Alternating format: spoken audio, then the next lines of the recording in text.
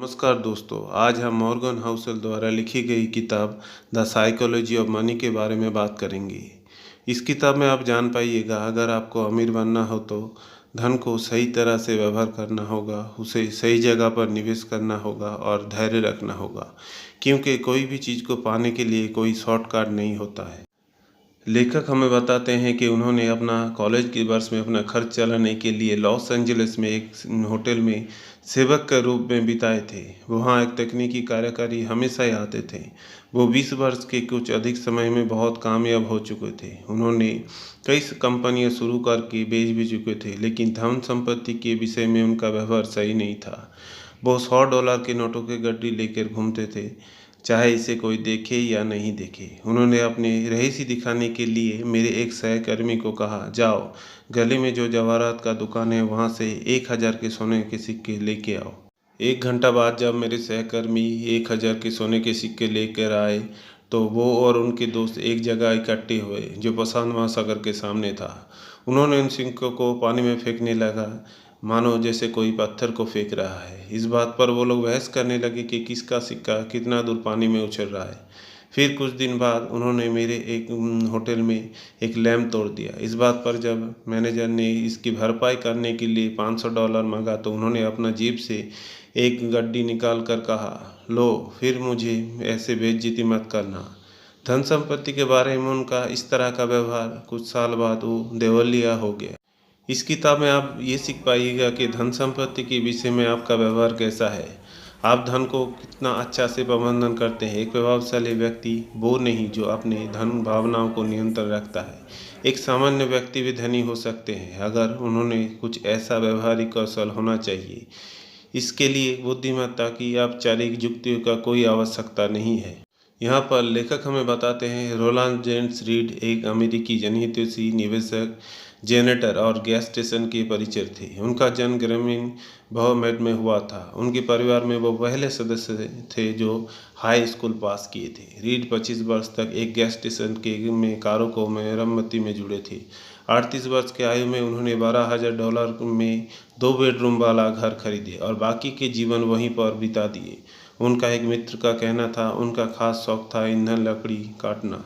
Read तब सुर्खियों में आया जब 92 साल में उनका मृत्यु हुआ। 2014 में अमेरिकी की कुल मृत्यु था 2,813,503। इनमें से 4,000 से भी कम लोगों की कुल संपत्ति था 8 मिलियन। रीड उनमें से एक था। अपनी वसीयत में रीड ने अपने 2 सौतेले बेटों के लिए $2 मिलियन और स्थानीय एक अस्पताल के एवं पुस्तकालय के लिए $6 मिलियन छोड़ के गए थे। जब सब इस बात पर हैरान हुए आखिर उनके पास इतना पैसा आया कहाँ से। उन्होंने ना तो कोई लॉटरी जीता था, ना ही विरासत में उनको पैसा मिला था।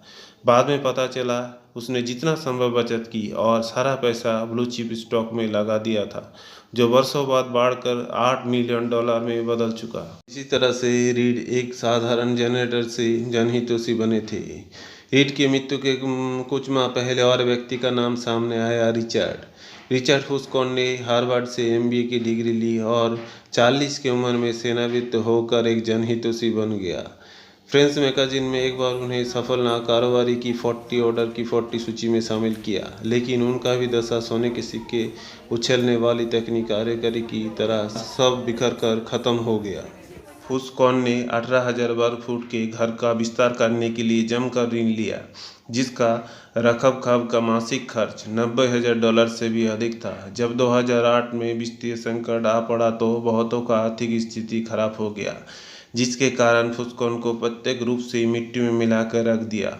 उनके अत्यधिक ऋण और परिसंपत्ति उसे दिवालिया बना के झगड़ा।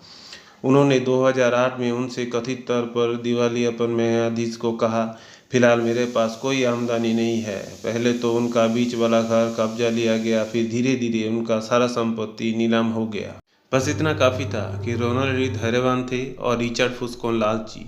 दोनों का शिक्षा और अनुभव में यहाँ सीख रोनाल्ड रीड की तरह धैर्यवान या रिचर्ड की तरह कम बनने की नहीं है। यहाँ कहानी में देखा जा सकता है कि एक इंसान जिनके पास ना तो कॉलेज की डिग्री था, ना कि प्रशिक्षण, ना तो औपचारिक अनुभव था। दूसरी तरफ एक इंसान जिन्होंने हार्वर्ड यूनिवर्सिटी में MBA का डिग्री ली था, उन्होंने सफल हुए, लेकिन धन का सही व्यवहार नहीं करने से कारण उनका सारा संपत्ति खत्म हो गया। यह लेखक हमें बताते हैं वित्तीय सफलता का कोई कठिन विज्ञान नहीं है, ये एक वास्तविक कौशल है जहां आप धन को किस तरह से प्रकार व्यवहार करते हैं ये अधिक महत्वपूर्ण है बजाय कि आप क्या जानते हैं। लेखक ये से वास्तविक कौशल को धन संपत्ति का मनोविज्ञान कहते हैं। यह लेखक बताते हैं कि कोई भी इंसान मूर्ख नहीं है, सबका जीवन का स्थिति अलग है।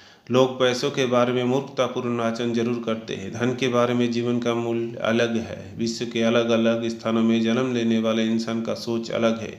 जो बच्चा गरीबी में पला बड़ा है वो जोखिम और प्रतिफलन के बारे में जैसे सोच सकता है, एक समृद्धि ब्रोकर का संतान चाहे भी तो वैसे नहीं सोच पाएंगे। 1930 में अमेरिका के परखी अपनी किताब में फ्रेडरिक लुई एलन ने लिखा लाखों अमेरिकन के जीवन काल में आहुति के तौर पर प्रभावित किया, जिसके कारण लोगों का अनुभव काफ़ी विभिन्न था। 25 वर्ष बाद एक कैनेडियन जब राष्ट्रपति चुनाव लड़ रहे थे तब एक रिपोर्टर ने पूछा कि महामंदी के बारे में आपका क्या याद है, तो उन्होंने जवाब दिया, मुझे इसके बारे में कोई ज्ञान नहीं है। हमारे घर में बहुत नौकर चाकर थे, मैं बहुत घूमता फिरता था। पिताजी ने कुछ मालियों को इसलिए रखा था कि उन्हें नौकरी मिल जाए जिससे उनका पेट भर जाए। लोगों को इस बात पर आश्चर्य हुए कि जिसे कुछ जानकारी नहीं है वो अर्थव्यवस्था के भागदौड़ को कैसे संभालेगा। ये पिछले पीढ़ी में व्यापक एक दूसरा भावनात्मक अनुभव था जो उनके मुख्य प्रतिद्वंदी दुर्बल हम्पर के पास नहीं था। लेखक बताते हैं आपको कोई भी चीज़ का एहसास तब न होगा जब आपके ऊपर उस घटनाओं का प्रभाव होगा। दूसरों को ऐसा एहसास नहीं हो सकता जैसे महामंदी में आपका सब कुछ गवा देना कैसा रहा होगा, लेकिन मेरा मन में उन लोगों की तरह भावनात्मक घाव नहीं है जिन्होंने वास्तव में ये अनुभव किया। सबको लगता है कि हम जानते हैं कि दुनिया कैसे चलती है, लेकिन हम सब ने इसके एक तिनके के मात्र के अनुभव किया है। जैसे कि निवेशक वैज्ञानिक कहते हैं, कुछ सबक ऐसे होते हैं जिन्हें समझने से पहले हमें उसका अनुभव करना आवश्यक है, और हम सब किसी न किसी तरह इस सच के शिकार हैं। अर्थशास्त्रियों ने पाया कि लोगों की जीवन भर की निवेश निर्भर उनके उन भावनाओं के दृढ़तापूर्वक जुड़े होते हैं जो उन्होंने अपने जीवन काल में देखे हैं। मुख्य के तौर पर अगर आप ऐसा समय में पले बड़े हैं जब मुद्रास्फीति की दर अधिक था तो आपने आगे जाकर अपना पैसा बॉन्ड में कम निवेश किया है उनके मुकाबले जो कम मुद्रास्फीति के समय में पले बड़े हैं। यदि आप ऐसे समय में पले बड़े हैं जब स्टॉक मार्केट मौजूद था तो आपने आगे जाकर अपना पैसा बॉन्ड में अधिक निवेश किए उनके मुकाबले जो स्टॉक मार्केट में कमज़ोर होने के समय में पले बड़े हैं। हमारी खोज दर्शाता है कि एक निवेशक की जोखिम उठाने की स्वेच्छा उनके व्यक्तिगत इतिहास पर निर्भर करती है। धन दौलत को लेकर इंसान की धारणाएं अलग अलग दुनिया में विकसित है। अब जब ऐसा होता है जो धन को लेकर जो एक समूह घेर लेगी वो दूसरे के लिए पूरी तरह से मायने रख सकती है। धन दौलत को लेकर जब भी लोग कोई निर्णय लेते हैं तो उस क्षण में उपलब्ध जानकारियों के आधार पर अपने अद्वितीय दिमाग में डालती है जो उसे ये बताते हैं कि दुनिया कैसे चलती है और इसके आधार पर उस निर्णय को उचित ठहराती है। धन दौलत को काफ़ी समय से हमारे चारों तरफ है। हमें अपना धन को सही तरह से इस्तेमाल से वो अपने लिए ज़रूर काम करेगा। चाहिए सिर्फ धन को सही दिशा में भेजना। धन्यवाद।